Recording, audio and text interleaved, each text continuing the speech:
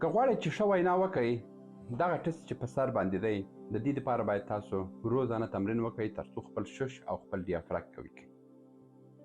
اوس په ګډه سره حرکت کو او دا ټسټ کوئ. آماده.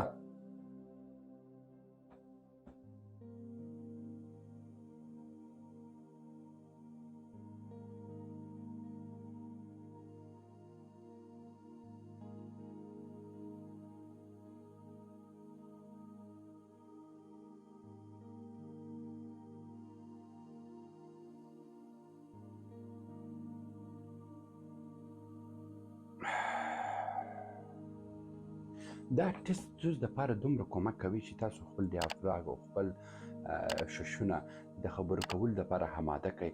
که دغه ټسټ